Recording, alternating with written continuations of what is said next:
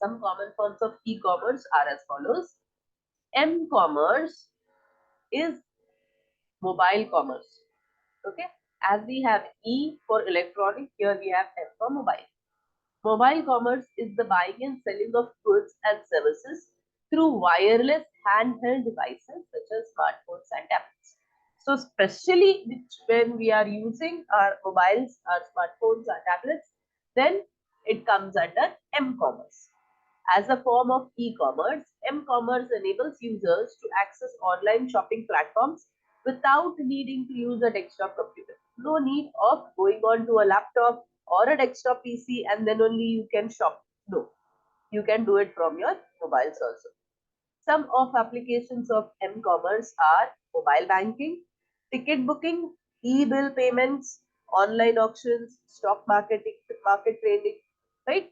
Your Amazon, your Flipkart, all we go from our mobile itself. So that commerce, what we buy and sell through our mobile phones, is known as m-commerce. Next is social commerce. Social commerce is a form of electronic commerce that involves social media, online media that supports social interaction.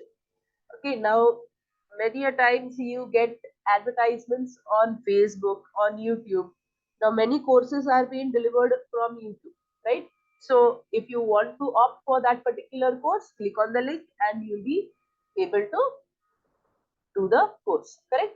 So on these social medias, the social medias are not only used, like Facebook was used for friends first, right? Then it came on for shopping and the commerce. YouTube also was specially made for videos, but then later advertisements also are coming up, right?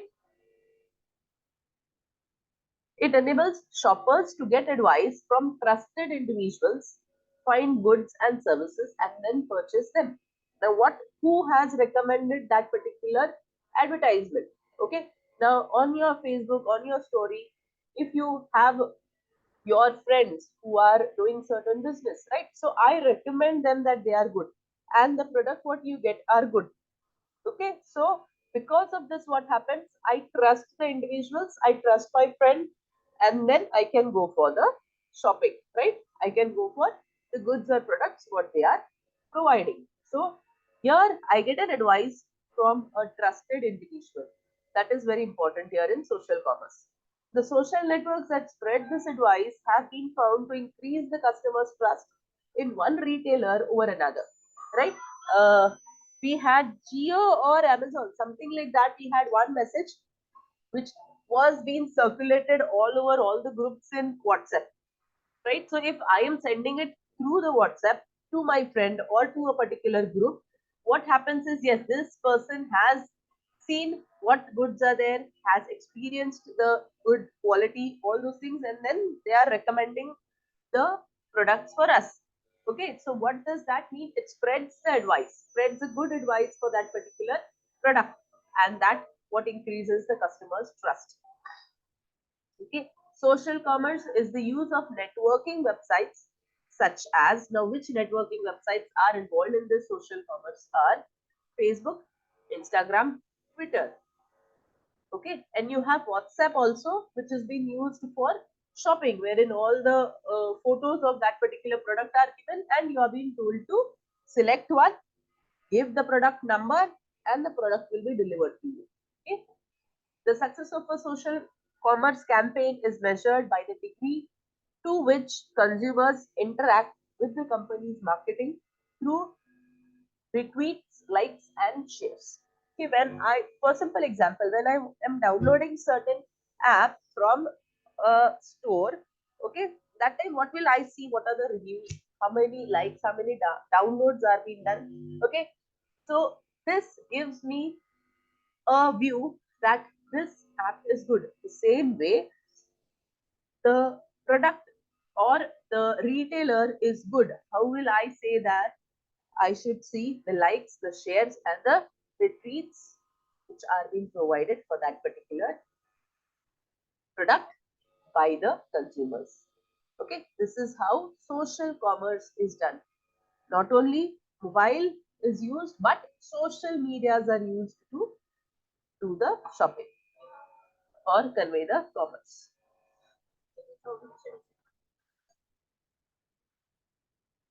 Next is the technologies what we use in e-commerce. Just one minute.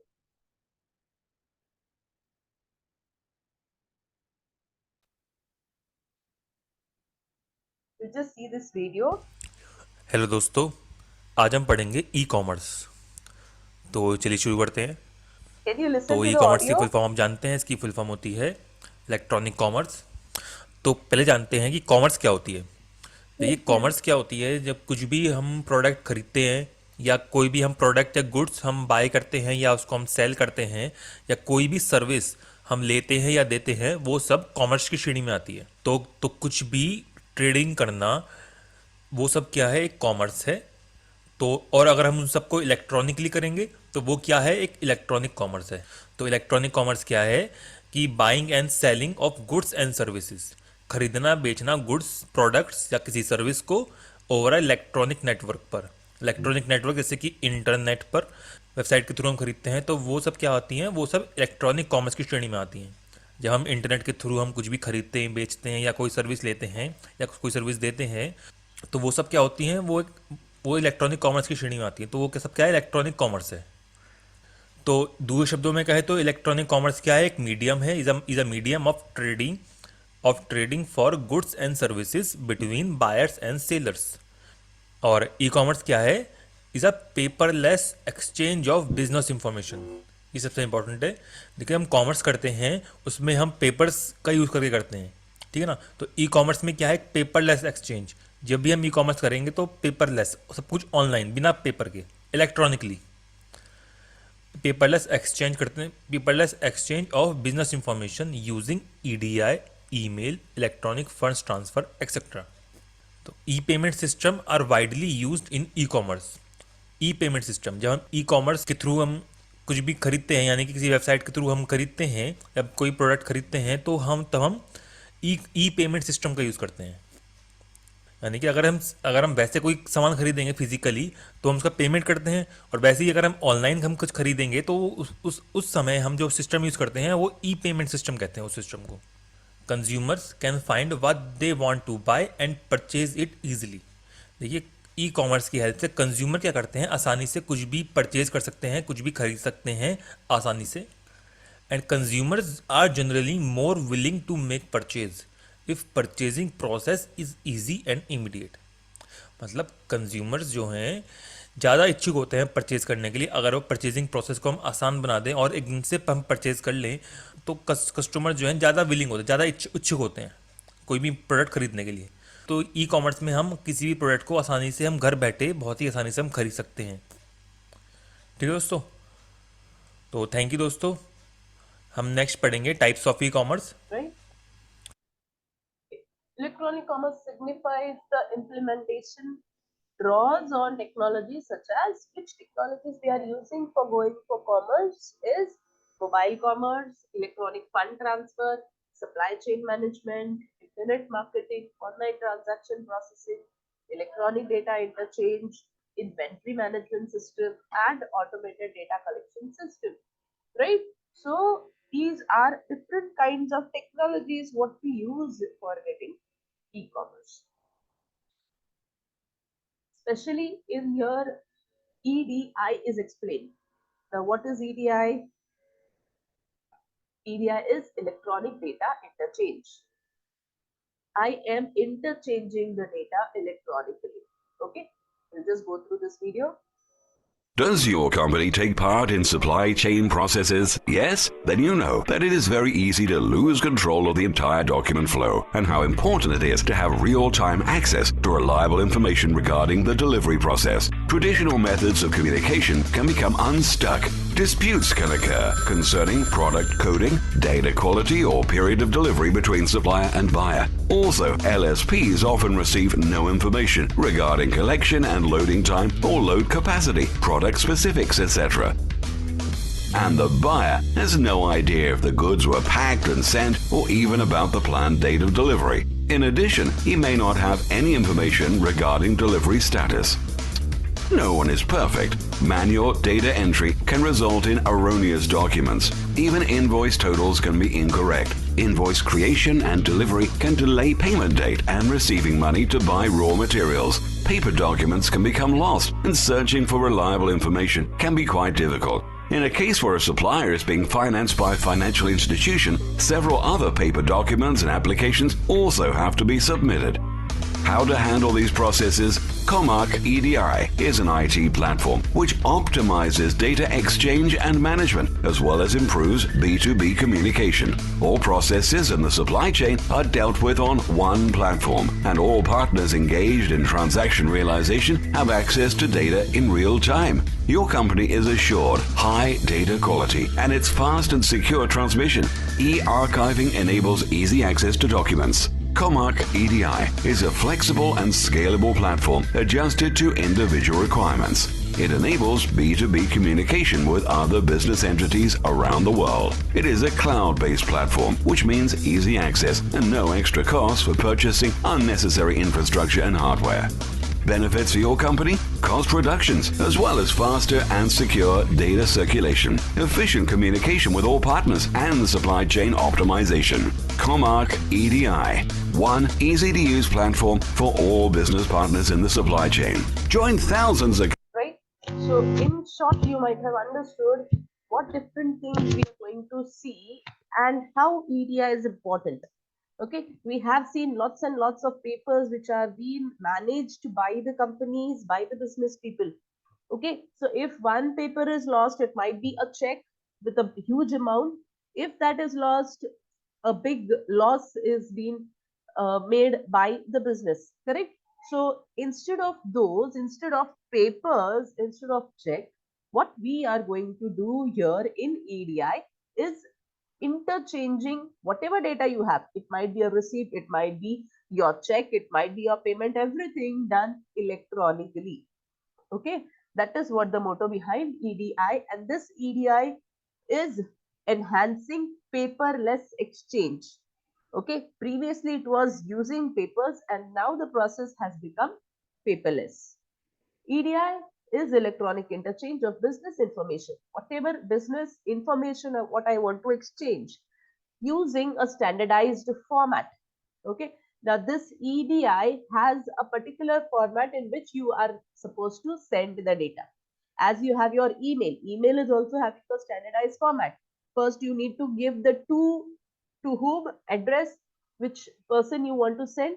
Then you have the subject. You can send it to CC, BCC, many people, right? Then you have the subject, then you have a body, and then you can sign and send it, right? The same way for EDI also, you require a standardized format.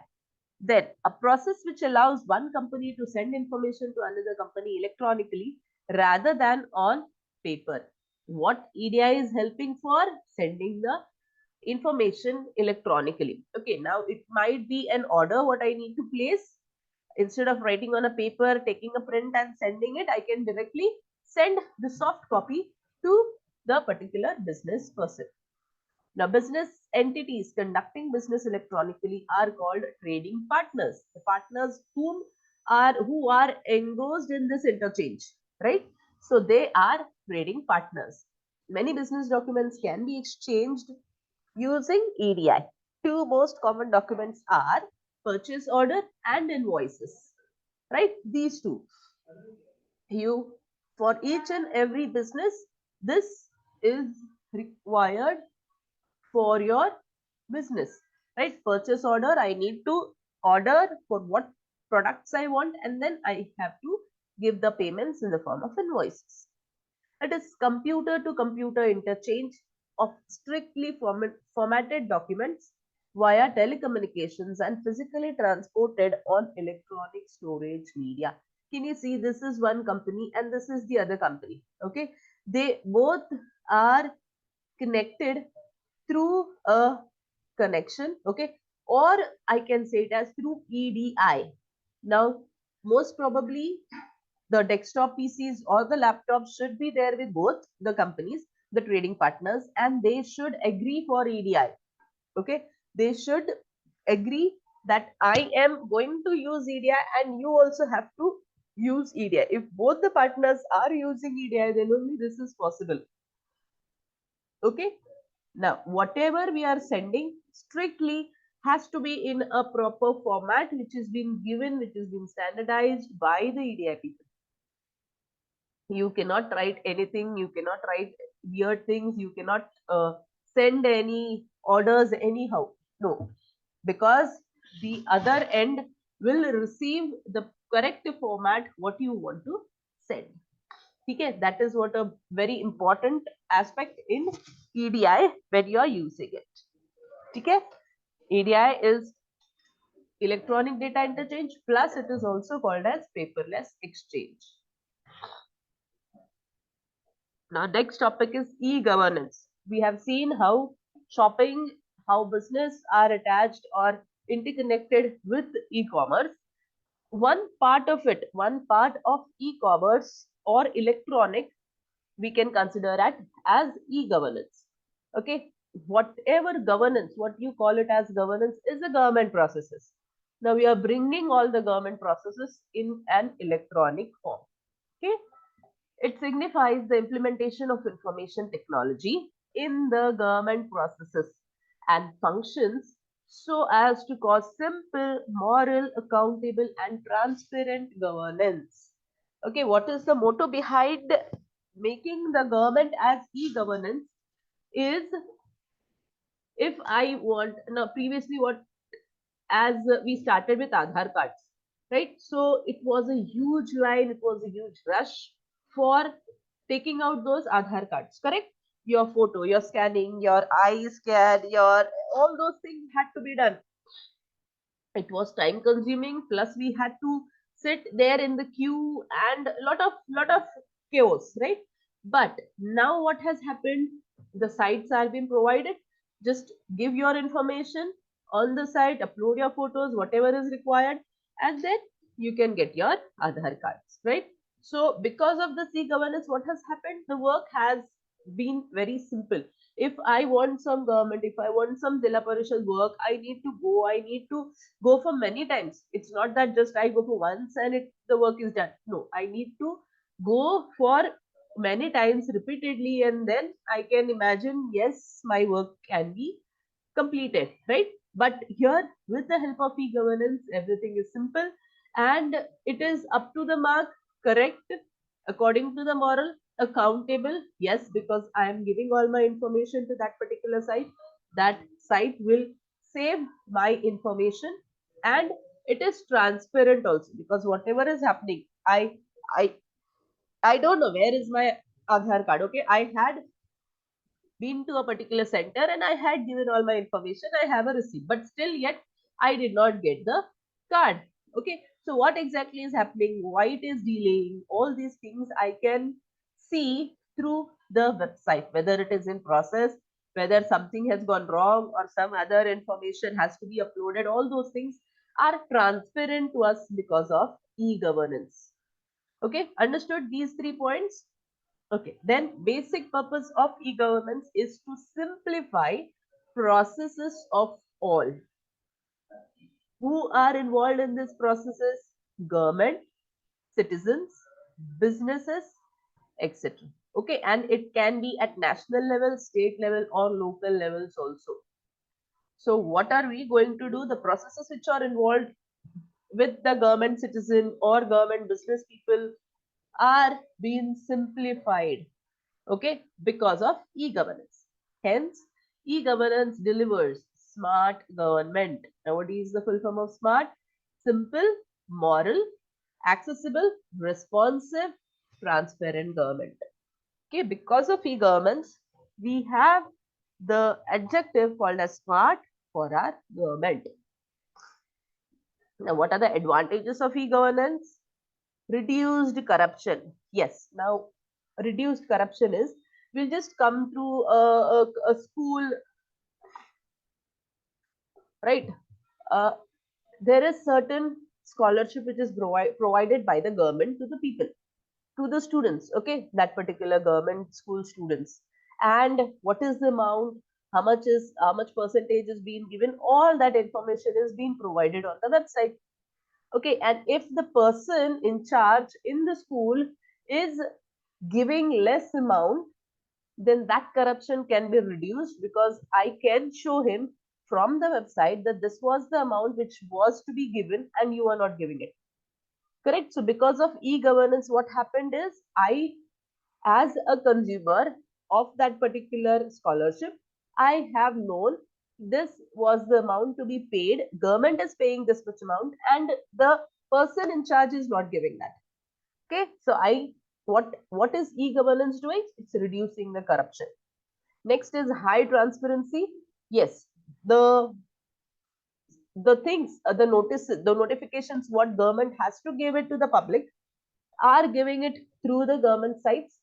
Okay, because of that, what happens is, some scholarships or some amendments are given, some action is being taken place, or that quota is being given. So all those things are seen on the website itself.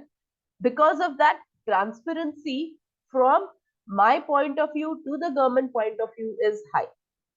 Right? There is no such obstacle between me and the government, because I am the one employee of the government. If it's 7th pay, 6th pay, what all increases have been done, that transparency comes in with the help of e-governance.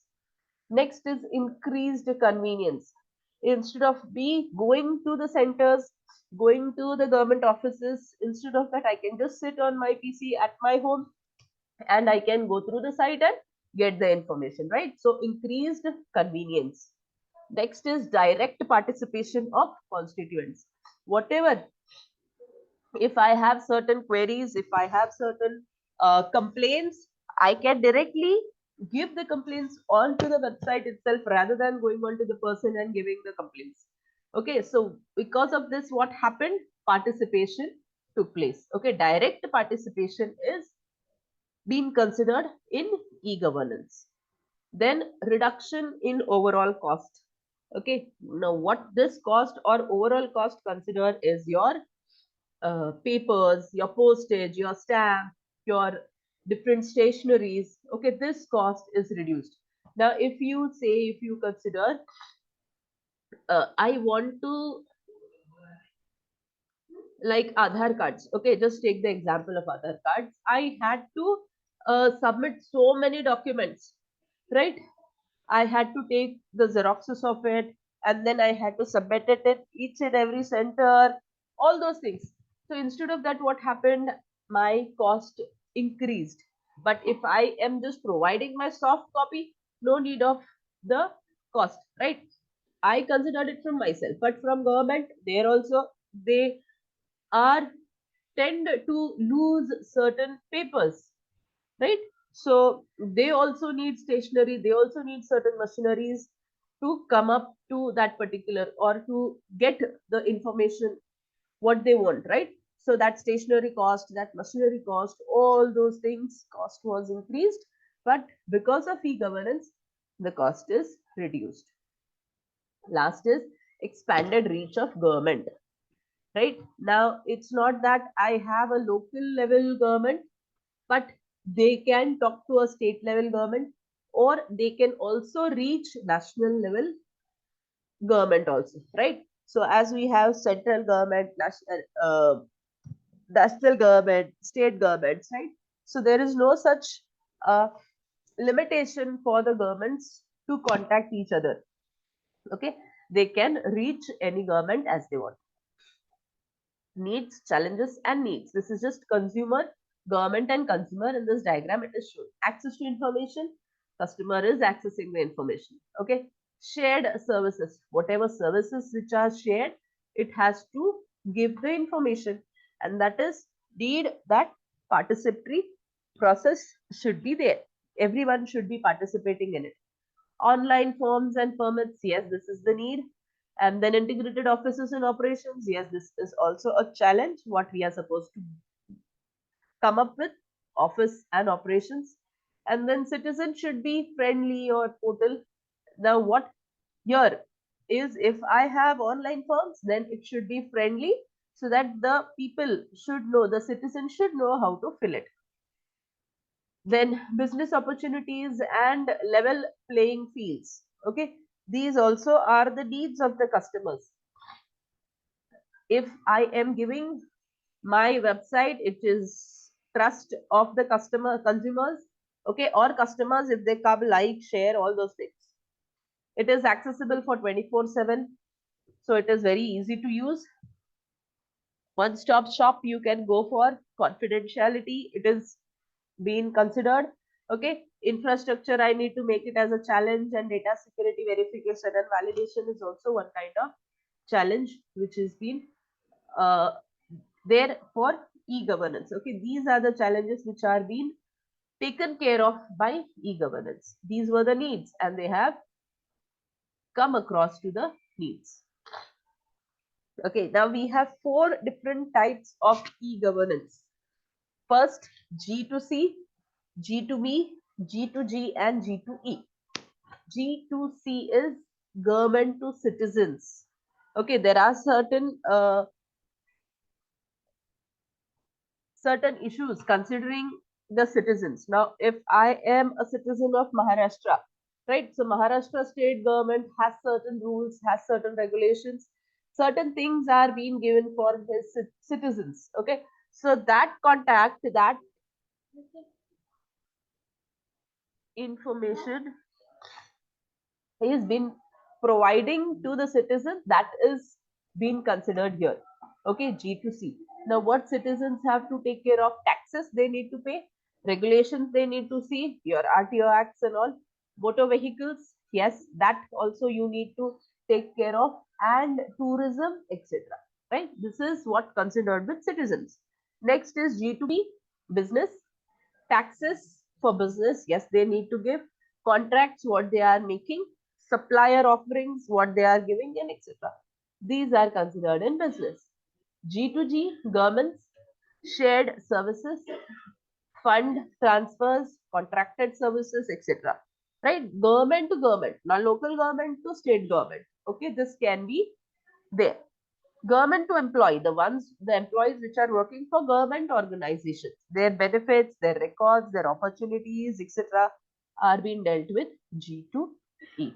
Okay, 4 kind of or types of e-governance. First is government to citizen, that in short I had explained you all. Okay, next is government to citizen. The government to citizen refers to the government services which enable citizens to get access to wide variety of public services. Most of the government services fall under G2C, right? Government to citizens. It helps the ordinary people to reduce the time and cost to conduct a transaction. If I want to conduct a transaction, if I want to take out some papers, I need to go to that particular government office, that center, and I need to get the details what I want. Again, they'll tell me, no, this document is not there. You bring that document and come again. Again, the next day I'll go. Again, they will come up with some other thing, right? So these coming and going will be recurring, will be repeated unless and until I get my work done. So instead of that, here my time is reduced and cost is also reduced.